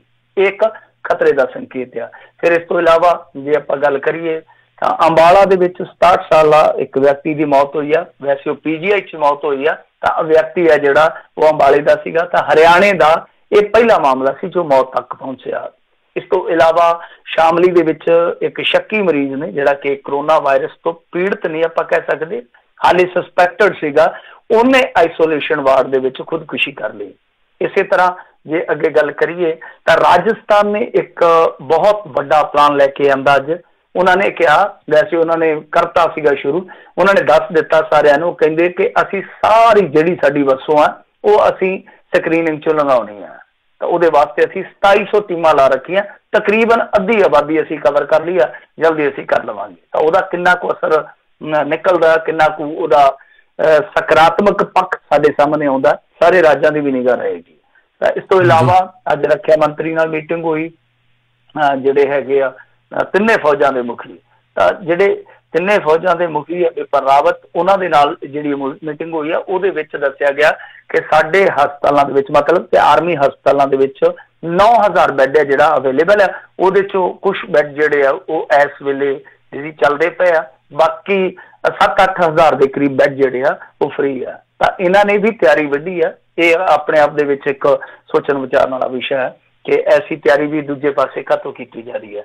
ਤਾਂ ਖੈਰ ਜੋ ਭਾਈ ਨਿਰਮਲ ਸਿੰਘ ਖਾਲਸਾ ਜਿਨ੍ਹਾਂ ਦੀ ਆਪਾਂ ਗੱਲ ਕੀਤੀ ਹੈ ਸ਼ੁਰੂ ਦੇ ਵਿੱਚ ਚਲਾਣਾ ਕਰ ਗਏ ਸਨ, ਉਹਨਾਂ ਦੇ ਸੰਪਰਕ 'ਚ ਆਉਣ ਵਾਲੇ 38 ਲੋਕਾਂ ਨੂੰ ਹੋਮ ਕੁਆਰੰਟਾਈਨ ਕੀਤਾ ਗਿਆ। ਤਾਂ ਮਤਲਬ ਕਿ ਘਰ ਦੇ ਵਿੱਚ ਹੀ ਅਲੱਗਾ ਕੀਤਾ ਗਿਆ। ਇਹ ਵੱਡੀ ਖਬਰ ਹੈ ਇਸ ਵੇਲੇ ਦੀ। ਤਾਂ ਦੂਸਰੀ ਵੱਡੀ ਖਬਰ ਆ ਕਿ ਕੈਪਟਨ ਅਮਰਿੰਦਰ ਸਿੰਘ ਨੇ ਪੰਜਾਬ ਦੇ ਵਿੱਚ ਹੁਕਮ ਦਿੱਤਾ ਕਿ ਕੋਈ ਵੀ ਧਾਰਮਿਕ ਇਕੱਠ ਨਹੀਂ ਹੋਏਗਾ। ਇਹਦਾ ਮਤਲਬ ਆ ਕਿ ਵਿਸਾਖੀ ਤੇ ਜੋ ਇੱਕ ਬਹੁਤ ਵੱਡਾ ਇਕੱਠ ਹੁੰਦਾ ਹਮੇਸ਼ਾ, ਉਹਦੇ ਤੇ ਐਤਕੀ ਇੱਕ ਸਵਾਲੀਆ ਨਿਸ਼ਾਨ ਰਹੇਗਾ। ਤਾਂ ਇਹਦੇ ਨਾਲ ਜੁੜੀ ਖਬਰ ਆ ਕਿ ਸ਼ਾਇਦ ਕੱਲ ਨੂੰ ਸਿੰਘ ਸਾਹਿਬਾਨ ਹੈ ਜਿਹੜੇ ਉਹ ਵੀਡੀਓ ਕਾਨਫਰੰਸ ਰਾਹੀਂ ਮੀਟਿੰਗ ਕਰਕੇ ਫੈਸਲਾ ਲੈ ਲੈਣਗੇ, ਔਰ ਮੈਨੂੰ ਲੱਗਦਾ ਕਿ 100% ਇਹੀ ਫੈਸਲਾ ਆਏਗਾ ਕਿ ਇਹ ਵਿਸਾਖੀ ਦਾ ਇਕੱਠ ਜਿਹੜਾ ਹੁੰਦਾ ਉਹ ਇਸ ਵਾਰੀ ਨਹੀਂ ਹੋਏਗਾ। ਤਾਂ ਦੂਸਰੇ ਪਾਸੇ ਕੈਪਟਨ ਅਮਰਿੰਦਰ ਸਿੰਘ ਨੇ ਫੇਰ ਗੁਹਾਰ ਲਾਈ ਹੈ ਸਰਕਾਰ ਕੋਲੋਂ ਕਿ ਸਾਡਾ 6752 ਕਰੋੜ ਦਾ ਜਿਹੜਾ ਬਕਾਇਆ ਉਹ ਰਿਲੀਜ਼ ਕੀਤਾ ਜਾਵੇ ਜਲਦੀ ਤੋਂ ਜਲਦੀ। ਤਾਂ ਇਹ ਸਰਕਾਰ ਕਿਉਂ ਨਹੀਂ ਕਰ ਰਹੀ, ਇਹ ਵੀ ਇੱਕ ਬਹੁਤ ਵੱਡਾ ਸਵਾਲ ਆ। ਇਸ ਤਰ੍ਹਾਂ ਹੁਸ਼ਿਆਰਪੁਰ ਚੋਂ ਇੱਕ ਹੋਰ ਮਰੀਜ਼ ਪੋਜ਼ਿਟਿਵ ਆਇਆ, ਉਸ ਤੋਂ ਬਾਅਦ ਗੜਸ਼ੰਕਰ ਦਾ ਪਿੰਡ ਹੈ ਜਿਹੜਾ ਪੈਂਸਰਾ ਉਹ ਸੀਲ ਕੀਤਾ ਗਿਆ। ਤਾਂ ਇੱਕ ਹੋਟਲ ਮਾਲਕ ਸ੍ਰੀ ਮੁਕਤਸਰ ਸਾਹਿਬ ਦਾ ਉਹਦੇ ਤੇ ਵੀ ਇੱਕ ਮਾਮਲਾ ਦਰਜ ਕੀਤਾ ਗਿਆ ਕਿਉਂਕਿ ਉਹਨਾਂ ਦੇ ਹੋਟਲ 'ਚ ਕੁਝ ਵਿਦੇਸ਼ੀ ਔਰਤਾਂ ਜਿਹੜੀਆਂ ਉਹ ਪਿਛਲੇ 15 ਦਿਨ ਤੋਂ ਰੁਕੀਆਂ ਹੋਈਆਂ ਸਨ। ਜੀ ਅਗਲੀ ਜਿਹੜੀ ਗੱਲ ਕਰੀਏ ਮਿੰਟੂ ਜੀ, ਕਹਿੰਦੇ ਕਰੋਨਾ ਦੇ ਸ਼ੱਕੀ ਮਰੀਜ਼ ਦੀ ਭਾਲ ਕਰਨ ਲਈ ਸਿਹਤ ਟੀਮ ਤੇ ਭੀੜ ਨੇ ਵਰਸਾਏ ਪੱਥਰ ਡੰਡਿਆਂ ਦੇ ਨਾਲ ਕੁੱਟਿਆ। ਬਿਲਕੁਲ, ਦੇਖੋ ਮੈਂ ਇਸੇ ਚੀਜ਼ ਦਾ ਨਾ ਹਮੇਸ਼ਾ ਹੀ ਚਿੰਤਾਜਨਕ ਪਹਿਲੂ ਹੈ ਜਿਹੜਾ ਉਹ ਤੁਹਾਡੇ ਸਾਹਮਣੇ ਰੱਖਦਾ ਰਿਹਾ ਕਿ ਦੇਖੋ ਕਰੋਨਾ ਜਿਹੜਾ ਉਹ ਆਏਗਾ, ਅਸਰ ਕਰੇਗਾ, ਉਸ ਤੋਂ ਬਾਅਦ ਚਲਾ ਜਾਏਗਾ, ਪਰ ਜਿਹੜੇ ਇਹਦੇ ਸਿੱਟੇ ਹੋਣਗੇ ਉਹ ਬਹੁਤ ਜ਼ਿਆਦਾ ਪ੍ਰਭਾਵ ਪਾਉਣਗੇ ਸਮਾਜ ਤੇ ਬਾਅਦ ਚ। ਆਰਥਿਕ ਤੌਰ ਤੇ ਤਾਂ ਪੈ ਹੀ ਰਿਹਾ, ਸਮਾਜਿਕ ਤੌਰ ਤੇ ਬਹੁਤ ਵੱਡੇ, ਔਰ ਰਾਜਨੀਤਿਕ ਤੌਰ ਤੇ ਵੀ ਪੈਣਗੇ। ਨਰਿੰਦਰ ਮੋਦੀ ਨੂੰ ਪਤਾ ਨਹੀਂ ਲੱਗ ਰਿਹਾ ਉਹਨੇ ਹੁਣ ਕੀ ਕਰਨਾ, ਕਨਫਿਊਜ਼ਡ ਹੈ। ਨਰਿੰਦਰ ਮੋਦੀ ਇਸ ਟਾਈਮ ਕਨਫਿਊਜ਼ਡ ਹੈ ਕਿ ਕਦੇ ਕੁਛ ਕਿਹਾ ਜਾ ਰਿਹਾ, ਕਦੇ ਕੁਛ ਕਿਹਾ ਜਾ ਰਿਹਾ। ਤਾਂ ਇਹ ਰਾਜਨੀਤਿਕ ਪ੍ਰਭਾਵ ਵੀ ਪੈਣਗੇ, ਦੇਖੀ ਜਾਓ। ਯਾਨੀ ਦੁਨੀਆ ਬਦਲੂਗੀ। ਮੈਂ ਕਹਿੰਦਾ ਕਿ ਕੁਛ ਘਟਨਾਵਾਂ ਇਸ ਤਰ੍ਹਾਂ ਦੀਆਂ ਹੁੰਦੀਆਂ ਜਿਹੜੀਆਂ ਸੰਸਾਰ ਨੂੰ ਬਦਲ ਦਿੰਦੀਆਂ, ਉਹਦੀ ਤਸਵੀਰ ਬਦਲ ਕੇ ਰੱਖ ਦਿੰਦੀਆਂ। ਤਾਂ ਇਹ ਘਟਨਾ ਐਸੀ ਘਟਨਾ ਹੈ ਸਾਡੇ ਜਿਉਂਦੇ ਜੀ ਜਿਹੜੀ ਵਾਪਰੀ ਆ, ਜਿੰਨੇ ਵੀ ਅਸੀਂ ਜਿਉਂਦੇ ਹੈਗੇ ਆ, ਜੋ ਸਾਡੇ ਨਾਲੋਂ ਇਹਨਾਂ ਦਿਨਾਂ 'ਚ ਚੱਲ ਵਸੇ ਆ, ਚਲੋ ਉਹਨਾਂ ਲਈ ਤੇ ਹੁਣ ਅਸੀਂ ਕੀ ਕਹਿ ਸਕਦੇ ਹਾਂ, ਕੁਛ ਕਰ ਨਹੀਂ ਸਕਦੇ। ਪਰ ਜਿਹੜੇ ਜਿਉਂਦੇ ਆਪਾਂ, ਜੇ ਆਪਾਂ ਵੇਖਿਆ, ਜੇ ਸਮਾਂ ਆਪਾਂ ਨੂੰ ਮਿਲਿਆ ਤਾਂ ਤੁਸੀਂ ਦੇਖਿਓ ਇਹਦੇ ਬਹੁਤ ਸਾਰੇ ਪ੍ਰਭਾਵ ਪੈਣਗੇ। ਤਾਂ ਜਿੱਦਾਂ ਹੁਣ ਤੁਸੀਂ ਦੇਖ ਰਹੇ ਹੋ ਕਿ ਕਿਸ ਤਰ੍ਹਾਂ ਇੱਕ ਸਾਡੇ ਸਮਾਜ ਦੇ ਵਿੱਚ ਜਿੱਥੇ ਥੋੜਾ ਬਹੁਤਾ ਡਿਸਕ੍ਰਿਮੀਨੇਸ਼ਨ ਚੱਲਦਾ ਸੀ ਪਰ ਇੰਨਾ ਨਹੀਂ, ਹੁਣ ਇੰਨਾ ਜ਼ਿਆਦਾ ਇੱਕ ਡਰ ਪੈਦਾ ਹੋ ਗਿਆ ਕਿ ਲੋਕ ਜਿਹੜੇ ਆ ਉਹ ਸੰਸਕਾਰ ਵੀ ਕਰ ਨਹੀਂ ਦੇ ਰਹੇ ਸਿਵਿਆਂ ਦੇ ਵਿੱਚ। ਤਾਂ ਇਹ ਤੁਸੀਂ ਦੇਖ ਲਓ ਕਿ ਹਾਲੇ ਅੱਜ ਦੇ ਦੌਰ ਦੇ ਵਿੱਚ ਆ, ਜਦੋਂ ਅਸੀਂ ਬਹੁਤ ਜ਼ਿਆਦਾ ਟੈਕਨੋਲੋਜੀ ਦੇ ਮਾਮਲੇ 'ਚ ਅੱਗੇ ਗਏ ਚਲੇ ਆ, ਲਿਟਰੇਸੀ ਦੇ ਮਾਮਲੇ 'ਚ ਅੱਗੇ ਚੱਲ ਗਏ ਆ, ਤਾਂ ਹੁਣ ਇਹ ਆਲਮ ਆ। ਤਾਂ ਜਦ ਅਸੀਂ ਜੇ ਥੋੜਾ ਜਿਹਾ ਪਿੱਛੇ ਨੂੰ ਵੇਖੀਏ, ਜਿਹੜੇ ਲੋਕ ਸਾਡੇ ਤੋਂ ਪਿੱਛੇ ਖਲੋਤੇ ਆ, ਦੂਰ ਦਰਾਜ ਦੇ ਵਿੱਚ ਵਸਦੇ ਆ, ਉਹਨਾਂ ਇਲਾਕਿਆਂ 'ਚ ਵਸਦੇ ਆ ਜਿੱਥੇ ਡੈਨ ਕਹਿ ਕੇ ਇੱਕ ਚੰਗੀ ਭਲੀ ਔਰਤ ਨੂੰ ਮਾਰ ਦਿੱਤਾ ਜਾਂਦਾ ਹੈ, ਜਿੱਥੇ ਨਰ ਬਲੀ ਦੇ ਦਿੱਤੀ ਜਾਂਦੀ ਹੈ, ਤਾਂ ਉੱਥੇ ਇਹਨਾਂ ਚੀਜ਼ਾਂ ਦਾ ਅਸਰ ਕੀ ਹੋਏਗਾ? ਇਹ ਵੇਖ ਕੇ ਰੂਹ ਕੰਬ ਜਾਂਦੀ ਆ, ਇਹ ਸੋਚ ਕੇ, ਇਹ ਕਲਪਨਾ ਕਰਕੇ ਹੀ ਚਿੱਤ ਜਿਹੜਾ ਉਹ ਘਾਉ-ਮਾਊ ਕਰਦਾ। ਤਾਂ ਖੈਰ ਇਹ ਸਭ ਕੁਛ ਚੱਲ ਰਿਹਾ ਹੈ ਇੰਡੀਆ 'ਚ ਇਸ ਟਾਈਮ। ਪਟਨਾ ਦੇ ਵਿੱਚ ਕਤਲ ਕਰ ਦਿੱਤਾ ਗਿਆ ਸੀਗਾ ਇੱਕ ਮੁੰਡੇ ਨੂੰ, ਸਿਰਫ ਇਸ ਕਰਕੇ ਕਿਉਂਕਿ ਲਾਂਭਿਓਂ ਆਏ ਸਨ ਕਿਤੋਂ ਕੋਈ ਕੰਮ ਹੈ, ਤੇ ਉਹਨੇ ਉਹਦੀ ਸੂਚਨਾ ਜਿਹੜੀ ਇੱਕ ਚੰਗੇ ਨਾਗਰਿਕ ਦੇ ਤੌਰ ਤੇ ਸਿਹਤ ਮਹਿਕਮੇ ਨੂੰ ਦੇ ਦਿੱਤੀ ਤੇ ਉਹਨਾਂ ਨੇ ਚੱਕ ਕੇ ਉਹ ਮੁੰਡਾ ਮਾਰ ਕੱਤਿਆ। ਤਾਂ ਇਸੇ ਤਰ੍ਹਾਂ ਹੀ ਇਹ ਜਿਹੜੀ ਘਟਨਾ ਵਾਪਰੀ ਆ, ਇਹ ਇੰਦੌਰ ਦੇ ਵਿੱਚ ਵਾਪਰੀ ਆ। ਇੱਥੇ ਪੱਟੀ ਬਖਲ ਇਲਾਕਾ ਆ ਕੋਈ, ਉਹਦੇ ਵਿੱਚ ਕਰੋਨਾ ਵਾਇਰਸ ਦੇ ਮਰੀਜ਼ਾਂ ਦੀ ਭਾਲ ਵਾਸਤੇ ਸਿਹਤ ਮਹਿਕਮਾ ਗਿਆ ਸੀ, ਉਹਨਾਂ ਦੀ ਭਲਾਈ ਵਾਸਤੇ, ਕਿਉਂਕਿ ਇੰਦੌਰ ਜਿਹੜਾ ਉਹ ਬਹੁਤ ਤੇਜ਼ੀ ਦੇ ਨਾਲ ਐਪੀਸੈਂਟਰ ਬਣਦਾ ਜਾ ਰਿਹਾ ਇਸ ਬਿਮਾਰੀ ਦਾ। ਤਾਂ ਉਹ ਉੱਥੇ ਲੱਗੀਆਂ ਹੋਈਆਂ ਸਨ ਟੀਮਾਂ, ਤੇ ਉੱਥੇ ਫਿਰ ਜਿਹੜੇ ਲੋਕ ਸੀਗੇ ਉਹ ਪੈ ਗਏ ਮਗਰ। ਬਹੁਤ ਬੁਰੀ ਤਰ੍ਹਾਂ ਪੱਥਰ ਬਰਸਾਏ। ਹੁਣ ਪਤਾ ਨਹੀਂ ਕਿੰਨਿਆਂ ਦੇ ਸੱਟਾਂ ਲੱਗੀਆਂ, ਕਿੰਨਿਆਂ ਦੇ ਹੱਡ ਟੁੱਟੇ, ਪਰ ਉਸ ਤੋਂ ਬਾਅਦ ਡਾਕਟਰਾਂ ਨੇ ਸਿੱਧਾ ਕਹਿ ਦਿੱਤਾ ਕਿ ਅਸੀਂ ਇਹੋ ਜਿਹੇ ਹਾਲਾਤਾਂ 'ਚ ਕੰਮ ਨਹੀਂ ਕਰ ਸਕਦੇ। ਡਾਕਟਰ ਵੀ ਤੇ ਹੁਣ ਦੇਖੋ ਨਾ ਇਨਸਾਨ ਹੀ ਹੈ, ਕਿਉਂਕਿ ਦੇਖੋ ਇੱਕ ਤੇ ਮਾਨਸਿਕ ਦਬਾਅ ਕਿੰਨਾ ਹੈ। ਮੈਂ ਸਪੇਨ ਦੀ ਇੱਕ ਵੀਡੀਓ ਵੇਖਣ ਡਿਆ ਸੀਗਾ ਕਿ ਹਸਪਤਾਲ 'ਚ ਵੜਨ ਤੋਂ ਪਹਿਲਾਂ ਉਹਨਾਂ ਦਾ ਸਟਾਫ ਜਿਹੜਾ ਮੈਡੀਟੇਸ਼ਨ ਕਰ ਰਿਹਾ, ਉਹਦੇ 'ਚ ਓਮ ਚਾਂਟ ਕਰ ਰਿਹਾ, ਉਹਦੇ 'ਚ ਏਕ ਓਂਕਾਰ ਸਤਨਾਮ ਕਰਤਾ ਪੁਰਖ ਉਹ ਚਾਂਟ ਕਰ ਰਿਹਾ, ਵਾਹਿਗੁਰੂ ਚਾਂਟ ਕਰ ਰਿਹਾ, ਤਾਂ ਤੁਸੀਂ ਆਪ ਅੰਦਾਜ਼ਾ ਲਾ ਲਓ ਕਿ ਕਾਹਦੇ ਵਾਸਤੇ ਆ। ਸਿਰਫ ਇਸੇ ਕਰਕੇ ਕਿਉਂਕਿ ਸਟ੍ਰੈਸ ਬਹੁਤ ਆ, ਮੈਂਟਲੀ ਸਟ੍ਰੈਸ ਬਹੁਤ ਆ, ਬਹੁਤ ਜ਼ਿਆਦਾ ਤਣਾਅ ਆ। ਤੁਹਾਡੇ ਨਿਊਯਾਰਕ ਦੇ ਜਿਹੜੇ ਡਾਕਟਰ ਆ ਜਾਂ ਨਰਸਾਂ, ਉਹ ਦੇਖੋ ਕਿਸ ਤਰ੍ਹਾਂ ਦੀਆਂ ਵੀਡੀਓ ਦੇ ਰਹੀਆਂ ਨੇ, ਕਿਸ ਤਰ੍ਹਾਂ ਦੀ ਉਹ ਸੰਦੇਸ਼ ਦੇ ਰਹੇ ਆ ਦੁਨੀਆ ਲਈ ਕਿ ਅਸੀਂ ਕਿਹਨਾਂ ਹਾਲਾਤਾਂ 'ਚ ਕੰਮ ਕਰ ਰਹੇ ਹਾਂ। ਤਾਂ ਉੱਤੋਂ ਜੇ ਇਹੋ ਜਿਹੇ ਬੇਵਕੂਫ ਲੋਕ ਅੱਗੋਂ ਟੱਕਰ ਪੈਣਗੇ ਕਿ ਤੁਹਾਡੀ ਜ਼ਿੰਦਗੀ ਬਚਾਉਣ ਵਾਸਤੇ ਇਹ ਆਪਣੀ ਜ਼ਿੰਦਗੀ ਦਾਅ ਤੇ ਲਾ ਕੇ ਤੁਰਦੇ ਪਏ ਆ, ਤੇ ਤੁਸੀਂ ਅੱਗੋਂ ਲਾਠੀਆਂ ਮਾਰੋ, ਤੁਸੀਂ ਪੱਥਰ ਮਾਰੋ, ਤੁਸੀਂ ਹੋ ਸਕਦਾ ਕੱਲ ਨੂੰ ਕੱਟੇ ਚੱਕ ਕੇ ਗੋਲੀਆਂ ਮਾਰਨ ਲੱਗ ਪੋ, ਤੇ ਇਹ ਫਿਰ ਕਮਲੇ ਥੋੜੀ ਹੈ ਨਾ, ਇਹ ਫਿਰ ਚੁੱਪ ਕਰਕੇ ਪਾਸੇ ਹੋ ਜਾਣਗੇ। ਤੇ ਜੇ ਇਹ ਪਾਸੇ ਹੋ ਜਾਣਗੇ ਤਾਂ ਲੜਾਈ ਜਿਹੜੀ ਹੈ ਇੱਕ ਪਾਸੜ ਹੋ ਜਾਏਗੀ, ਤੁਹਾਡੀਆਂ ਪੀੜ੍ਹੀਆਂ ਜਿਹੜੀਆਂ ਉਹ ਖਤਮ ਹੋ ਜਾਣਗੀਆਂ। ਇਹ ਸੋਚਣਾ ਪਊਗਾ, ਸਰਕਾਰ ਨੂੰ ਸਖਤੀ ਕਰਨੀ ਚਾਹੀਦੀ ਇਹੋ ਜਿਹੇ ਮਾਮਲਿਆਂ ਦੇ ਵਿੱਚ। ਅੱਜ ਇੱਕ ਹੋਰ ਵੀ ਘਟਨਾ ਵਾਪਰੀ ਆ, ਇਹ ਸ਼ਾਇਦ ਮੁਜ਼ੱਫਰਪੁਰ ਦੀ ਆ। ਉੱਥੇ ਕੋਈ ਇੰਸਪੈਕਟਰ ਸੀਗਾ ਵਿਚਾਰਾ, ਕਿਸੇ ਸੂਚਨਾ ਮਿਲੀ ਕਿ ਫਲਾਣੇ ਪਿੰਡ ਦੇ ਵਿੱਚ ਸਾਬਕਾ ਸਰਪੰਚ ਦੇ ਘਰ ਦੇ ਅੱਗੇ ਬਹੁਤ ਵੱਡਾ ਮਜਮਾ ਲੱਗਾ ਹੋਇਆ, ਤੇ ਉੱਥੇ ਚੱਲ ਗਏ। ਇਹਨਾਂ ਨੇ ਜਾ ਕੇ ਆਖਿਆ ਕਿ ਭਾਈ ਤੁਸੀਂ ਨਿਕੜੋ ਇੱਥੋਂ, ਕੀ ਮਰਨਾ ਜੇ ਤੁਸੀਂ, ਜੇ ਤੁਹਾਡੇ ਚੋਂ ਇੱਕ ਵੀ ਬੰਦਾ ਐਸਾ ਹੋਇਆ ਤੇ ਤੁਸੀਂ ਮਰ ਜਾਓਗੇ। ਤਾਂ ਉੱਤੋਂ ਉਹ ਭੀੜ ਜਿਹੜੀ ਆ ਇਹਨਾਂ ਤੇ ਟੁੱਟ ਪਈ ਕਿ ਤੁਸੀਂ ਆ ਕੇ ਅਕਲ ਤੋਂ ਸਾਨੂੰ ਵੰਡਣ ਡਏ ਜੀ। ਤੇ ਉਹ ਜਿਹੜਾ ਇੰਸਪੈਕਟਰ ਸੀਗਾ ਉਹ ਅੱਧ ਮਰਿਆ ਉਹ ਕਰਕੇ ਹਸਪਤਾਲ ਦੇ ਵਿੱਚ ਸੁੱਟਿਆ ਪਿਆ ਹੋਣਾ। ਤਾਂ ਜੇ ਇਸ ਤਰ੍ਹਾਂ ਦੇ ਹਾਲਾਤ ਬਣੇ, ਇਸ ਤਰ੍ਹਾਂ ਦਾ ਇੱਕ ਸਮਾਜਿਕ ਵਿਗੜਾਅ ਸਾਡੇ ਸਾਹਮਣੇ ਆ ਗਿਆ, ਵਿਗਾੜ ਸਾਡੇ ਸਾਹਮਣੇ ਆਇਆ, ਤਾਂ ਫਿਰ ਇਹਦਾ ਸੁਧਾਰ ਹੈ ਜਿਹੜਾ ਛੇਤੀ ਨਹੀਂ ਹੋਏਗਾ। ਕਿਉਂਕਿ ਜਿਵੇਂ ਹੀ ਇਹ ਚੀਜ਼ਾਂ ਜਿਹੜੀਆਂ ਉਹ ਪੈਨਿਕ ਦੇ ਰੂਪ ਦੇ ਵਿੱਚ ਥੱਲੇ ਜਾਣਗੀਆਂ, ਹੇਠਲੇ ਪੱਧਰ ਤੇ ਜਾਣਗੀਆਂ, ਦੂਰ ਦਰਾਜ 'ਚ ਜਾਣਗੀਆਂ, ਤਾਂ ਉਨੀਆਂ ਹੀ ਅਨਕੰਟਰੋਲਡ ਹੁੰਦੀਆਂ ਜਾਣਗੀਆਂ। ਤਾਂ ਚਾਹੀਦਾ ਇਹ ਆ ਕਿ ਇੱਕ ਤੇ ਜਾਗਰਤੀ ਹੈ ਜਿਹੜੀ ਲੋਕਾਂ 'ਚ ਬਰੋਬਰ ਫੈਲਾਈ ਜਾਵੇ ਕਿ ਘਬਰਾਉਣ ਦੀ ਜ਼ਰੂਰਤ ਨਹੀਂ ਹੈ। ਦੂਸਰਾ ਇਹ ਆ ਕਿ ਜੇ ਕੋਈ ਇਸ ਤਰ੍ਹਾਂ ਦਾ ਐਂਟੀ ਸੋਸ਼ਲ ਐਲੀਮੈਂਟ ਕਰਦਾ ਤਾਂ ਉਹਦੇ ਤੇ ਚੰਗਾ ਤਗੜਾ ਨਰੜਾ ਜਿਹੜਾ ਉਹ ਬੰਨਿਆ ਜਾਵੇ। ਕਿਉਂਕਿ ਜੇ ਮਜ਼ਦੂਰਾਂ ਨੂੰ ਤੁਸੀਂ ਘਰ ਤੋਂ ਮਹਿਰੂਮ ਰੱਖ ਕੇ ਇੱਕ ਉਸ ਰਾਜ ਦੇ ਵਿੱਚ ਬੰਨਿਆ ਹੋਇਆ ਜਿੱਥੇ ਕੋਈ ਵੀ ਉਹਨਾਂ ਦਾ ਹੈ ਨਹੀਂਗਾ, ਤਾਂ ਫਿਰ ਇਹੋ ਜਿਹੇ ਬੰਦੇ ਜਿਹੜੇ ਉਹਨਾਂ ਤੇ ਵੀ ਸਖਤੀ ਉਹ ਤੋਂ ਜ਼ਿਆਦਾ ਹੋਣੀ ਚਾਹੀਦੀ ਆ। ਜੀ ਜੀ ਜੀ ਮਿੰਟੂ ਜੀ, ਜਾਂਦੇ ਜਾਂਦੇ ਜੇ ਨਜ਼ਰ ਮਾਰੀਏ ਗੱਲ ਤੇ ਤਾਂ ਕਹਿੰਦੇ ਯੋਗੀ ਤੇ ਟਿੱਪਣੀ ਕਰਨ ਤੇ ਸੰਪਾਦਕ ਦੇ ਉੱਤੇ ਕੇਸ। ਹਾਂ ਬਿਲਕੁਲ, ਦੇਖੋ ਸਾਡੀ ਪੱਤਰਕਾਰੀ ਹੈ ਨਾ ਜਿਹੜੀ, ਉਹ ਵੀ ਇੱਕ ਵਾਇਰਸ ਦਾ ਹੀ ਸ਼ਿਕਾਰ ਹੋ ਗਈ ਆ। ਤਾਂ ਵਾਇਰਸ ਕੀ ਹੈ? ਉਹ ਭਗਤੀ ਦਾ ਵਾਇਰਸ।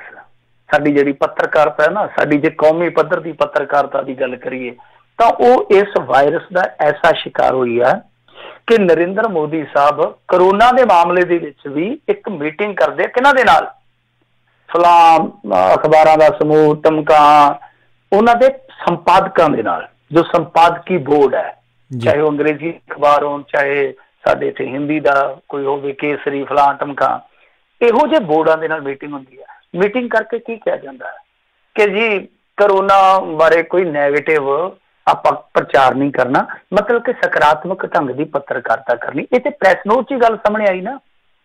ਅਸਿੱਧੇ ਰੂਪ ਦੇ ਵਿੱਚ ਤੇ ਇਹੀ ਕਿਹਾ ਗਿਆ ਕਿ ਸਰਕਾਰ ਦੀ ਆਲੋਚਨਾ ਨਹੀਂ ਕਰਨੀ, ਆਲੋਚਨਾ ਨਹੀਂ ਕਰਨੀ। ਤਾਂ ਤੁਸੀਂ ਆਪ ਅੰਦਾਜ਼ਾ ਲਾ ਲਓ ਕਿ ਸੁਪਰੀਮ ਕੋਰਟ ਦੇ ਵਿੱਚ ਵੀ ਜਾ ਕੇ ਸਰਕਾਰ ਸੁਪਰੀਮ ਕੋਰਟ ਨੂੰ ਕਹੀ ਜਾਂਦੀ ਆ ਕਿ ਕਰੋਨਾ ਦੇ ਮਾਮਲੇ 'ਚ ਰਿਪੋਰਟਿੰਗ ਤੇ ਕੋਈ ਗਾਈਡਲਾਈਨ ਜਾਰੀ ਕਰੋ। ਕੀ ਕਹੋਗੇ ਤੁਸੀਂ? ਇੱਕ ਮਹਾਮਾਰੀ ਜਦੋਂ ਪੂਰੇ ਦੇਸ਼ ਨੂੰ ਆਪਣੀ ਜਕੜਨ ਦੇ ਵਿੱਚ ਲਈ ਜਾ ਰਹੀ ਆ, ਤੇ ਸਾਡੇ ਇਹ ਮਹਾਰਥੀ ਜਾ ਕੇ ਕੀ ਕਹਿ ਰਹੇ ਆ ਕਿ ਰਿਪੋਰਟਿੰਗ ਨੂੰ ਦਿਸ਼ਾ ਦੇਵੋ। ਪੱਤਰਕਾਰਤਾ ਪਾਗਲ ਹੋ ਗਈ ਆ, ਜਿਵੇਂ ਵਿਕਾਸ ਪਾਗਲ ਹੋ ਗਿਆ ਸੀਗਾ ਕਿ ਇਹਨੂੰ ਗਾਈਡਲਾਈਨ ਦਿਓ ਜੀ, ਇਹਨੂੰ ਡਾਇਰੈਕਸ਼ਨ ਦਿਓ। ਪੱਤਰਕਾਰਤਾ ਦਾ ਕੰਮ। ਹਾਂ, ਤੁਸੀਂ ਫੇਕ ਖਬਰਾਂ ਨਾਲ ਨਜਿੱਠੋ, ਤੁਸੀਂ ਸੋਸ਼ਲ ਮੀਡੀਆ ਤੇ ਜੋ ਰਿਊਮਰਸ ਆਉਂਦੇ ਆ ਉਹਨਾਂ ਨਾਲ ਨਜਿੱਠੋ, ਕੁਛ ਵੀ ਬਣਾਓ। ਤਾਂ ਐਸੀ ਇੱਕ ਪੱਤਰਕਾਰਤਾ ਤੇ ਗਾਜ ਡਿੱਗੀ ਜਾ ਰਹੀ ਹੈ ਜਿਹਦੇ ਥੱਲੇ ਪੱਤਰਕਾਰਤਾ ਦਮ ਤੋੜਦੀ ਜਾ ਰਹੀ ਆ। ਤਾਂ ਜਿਹੜੀ ਦੂਸਰੀ ਪੱਤਰਕਾਰਤਾ, ਜਿਵੇਂ ਮੈਂ ਤੁਹਾਨੂੰ ਕਿਹਾ ਕਿ ਭਗਤੀ ਵਾਇਰਸ ਜਿਹਨੂੰ ਚਿੰਬੜਿਆ ਹੋਇਆ, ਉਹ ਤਰੱਕੀਆਂ ਕਰਦੀ ਪਈ ਆ। ਤਾਂ ਖੈਰ ਇਹ ਦਵਾਇਰ ਤੁਹਾਨੂੰ ਪਤਾ ਹੀ ਆ, ਉਹਦੇ ਨਾਲ ਵੈਸੇ ਵੀ ਇਹਨਾਂ ਦਾ ਛੱਤੀ ਦਾ ਅੰਕੜਾ। ਤਾਂ ਉਹਦੇ ਐਡੀਟਰ ਦੇ ਖਿਲਾਫ FIR ਦਰਜ ਕੀਤੀ ਗਈ ਆ, ਜਿਨ੍ਹਾਂ ਦਾ ਨਾਮ ਤੁਸੀਂ ਸੁਣਿਆ ਹੋਣਾ, ਵਰਦਰਾਜਨ ਜੀ। ਤੇ ਉਹ ਵਰਦਰਾਜਨ ਇੱਕ ਟਵੀਟ ਕਰਦੇ ਆ, ਉਹਦੇ ਵਿੱਚ ਉਹਨਾਂ ਆਖਿਆ ਸੀਗਾ, मैं हिंदी च है वो ट्वीट ਤੁਹਾਨੂੰ पढ़ के सुना देना। जिस दिन दिल्ली में तबलीगी जमात का कार्यक्रम हुआ, उस दिन योगी आदित्यनाथ ने कहा था कि अयोध्या में रामनवमी का मेला 25 मार्च से 2 अप्रैल तक के तय कार्यक्रम के मुताबिक ही लगेगा। भगवान राम भक्तों को कोरोना वायरस से रक्षा करेंगे। मतलब भगवान राम भक्तों की कोरोना वायरस से रक्षा करेंगे। हालांकि बाद ਦੇ ਵਿੱਚ ਵਰਦਰਾਜਨ ਨੇ ਟਵੀਟ ਕਰਕੇ ਕਿਹਾ ਸੀ ਕਿ ਮੈਂ ਸਪਸ਼ਟ ਕਰ ਦਿਆਂ, ਮਤਲਬ ਕਿ ਮੈਂ ਉਹ ਪੰਜਾਬੀ ਚ ਲੱਤਾ ਕਰ ਦੇਣਾ ਲੰਮਾ ਚੌੜਾ, ਕਿ ਮੈਂ ਸਪਸ਼ਟ ਕਰ ਦੇਵਾਂ ਕਿ ਪਰਮਹੰਸ ਉਹਨਾਂ ਨੇ ਨਾਂ ਲਿਆ ਸੀਗਾ, ਮਤਲਬ ਕਿ ਸ਼ਾਇਦ ਉਹਨਾਂ ਨੂੰ ਪਹਿਲਾਂ ਕਿਤੇ ਕੋਈ ਕਨਫਿਊਜ਼ਨ ਹੋ ਗਈ। ਬਾਅਦ ਦੇ ਵਿੱਚ ਉਹਨਾਂ ਨੇ ਆਚਾਰਿਆ ਪਰਮਹੰਸ, ਜਿਹੜੇ ਕਿ ਇਸ ਵੇਲੇ ਰਾਮ ਮੰਦਿਰ ਨਿਰਮਾਣ ਟਰਸਟ ਦੇ ਅਧਿਕਾਰਤ ਮੁਖੀ ਆ, ਉਹਨਾਂ ਦਾ ਨਾਂ ਲਿਆ, ਕਿਉਂਕਿ ਉਹਨਾਂ ਨੇ ਕਿਹਾ ਸੀਗਾ ਕਿ ਇਹ ਜਿਹੜਾ ਹੈ ਮਤਲਬ ਕਿ ਧਾਰਮਿਕ ਆਸਥਾ ਜਿਹੜੀ ਇਹ ਕੁਛ ਨਹੀਂ ਹੈ, ਮਤਲਬ ਕਿ ਕੁਛ ਨਹੀਂ ਹੋਏਗਾ ਇਹਦੇ ਨਾਲ, ਕਰੋਨਾ ਵਾਇਰਸ ਨੂੰ ਕੁਛ ਆਪਾਂ ਪਛਾੜ ਦੇਵਾਂਗੇ, ਕੱਖ ਨਹੀਂ ਕਰ ਸਕਦਾ। ਤਾਂ ਉਹਨਾਂ ਨੇ ਮਤਲਬ ਕਿ ਸੁਧਾਈ ਵੀ ਕੀਤੀ ਆਪਣੀ। ਤਾਂ ਉਸ ਤੋਂ ਬਾਅਦ ਫਿਰ ਵੀ ਇਹਨਾਂ ਨੇ ਉਹਦੇ ਤੇ FIR ਜਿਹੜੀ ਹੈ ਉਹ ਦਰਜ ਕਰ ਦਿੱਤੀ ਹੈ। ਖੈਰ ਅਪਮਾਨਜਨਕ ਟਿੱਪਣੀ ਲਿਖਿਆ ਗਿਆ ਇਸ ਬਾਬਤ, ਜਦ ਕਿ ਉਹਨੇ ਸਫਾਈ ਵੀ ਦਿੱਤੀ। ਮੈਂ ਸਪਸ਼ਟ ਕਰ ਦੇਵਾਂ ਕਿ ਇਸ ਮਾਮਲੇ ਦੇ ਵਿੱਚ ਆਹ ਗੱਲ ਜਿਹੜੀ ਹੈ ਉਹ ਇਹਨਾਂ ਨੇ ਕਹੀ ਆ। ਔਰ ਉਸ ਦਿਨਾਂ ਦੇ ਵਿੱਚ ਜੇ ਆਪਾਂ ਵੇਖੀਏ ਤੇ ਮੇਰੇ ਖਿਆਲ ਦੇ ਨਾਲ ਯੋਗੀ ਜੀ ਅਯੁੱਧਿਆ ਵੀ ਗਏ ਸੀਗੇ, ਤਾਂ ਸ਼ਾਇਦ ਉਸ ਪ੍ਰਪੇਖ ਦੇ ਵਿੱਚ ਕਹਿੰਦਿਆਂ ਕੋਈ ਗੱਲ ਜਿਹੜੀ ਆ ਉਹ ਦੂਸਰੇ ਵੇਗ 'ਚ ਕਹੀ ਗਈ। ਪਰ FIR ਦਰਜ ਕਰ ਦੇਣਾ, ਤੁਸੀਂ ਚਲੋ ਕੋਈ ਨੋਟਿਸ ਘੱਲੋ, ਕੋਈ ਸਪਸ਼ਟੀਕਰਨ ਮੰਗ ਲਓ, ਕੋਈ ਮੌਕਾ ਦਿਓ ਅਗਲੇ ਨੂੰ, ਜੇ ਕੋਈ ਆਪਣੀ ਗਲਤੀ ਕਰਦਾ ਕੋਰੀਜੰਡਮ ਵਗੈਰਾ ਜਿਹੜਾ ਉਹ ਲਾ ਸਕਦਾ, ਪਰ ਸਿੱਧੀ FIR। ਅੱਗੇ ਵੀ ਇਸ ਤਰ੍ਹਾਂ ਹੋਇਆ ਸੀਗਾ, ਜਦੋਂ ਵਾਇਰ ਨੇ ਅਮਿਤ ਸ਼ਾਹ ਦੇ ਮੁੰਡੇ ਦੀਆਂ ਸਟੋਰੀਆਂ ਕੱਢੀਆਂ ਸੀ ਤਾਂ ਬਿਲਕੁਲ ਉਲਝਾ ਲਿਆ ਗਿਆ ਸੀਗਾ ਦਾ ਵਾਇਰ ਨੂੰ ਬਹੁਤ ਵੱਡੇ ਮੁਕੱਦਮਿਆਂ 'ਚ। ਜੀ ਮਿੰਟੂ ਜੀ, ਬਹੁਤ ਬਹੁਤ ਤੁਹਾਡਾ ਧੰਨਵਾਦ, ਤੁਸੀਂ ਸਾਡੇ ਨਾਲ ਜੁੜੇ, ਇਹਨਾਂ ਖਬਰਾਂ ਬਾਰੇ ਤੁਸੀਂ ਜਾਣਕਾਰੀ ਦਿੱਤੀਆਂ। ਅਗਲੀ ਵਾਰ ਤੱਕ ਲਈ ਬੜੀ ਮਿਹਰਬਾਨੀ, ਪਿਆਰ ਭਰੀ ਸਤਿ ਸ੍ਰੀ ਅਕਾਲ ਜੀ। ਸਤਿ ਸ੍ਰੀ ਅਕਾਲ ਜੀ। ਸਰੋਤਿਓ, ਇੱਥੇ ਸਾਡਾ ਅੱਜ ਦਾ ਪ੍ਰੋਗਰਾਮ ਸਮਾਪਤ ਹੈ। ਮਿਲਦੇ ਹਾਂ ਅਗਲੀ ਵਾਰ ਤੱਕ ਲਈ ਮੇਰੇ ਵੱਲੋਂ ਵੀ ਸਭ ਨੂੰ ਪਿਆਰ ਭਰੀ ਸਤਿ ਸ੍ਰੀ ਅਕਾਲ। ਸੁਣਦੇ ਰਹੋ ਪੰਜਾਬੀ ਰੇਡੀਓ USA।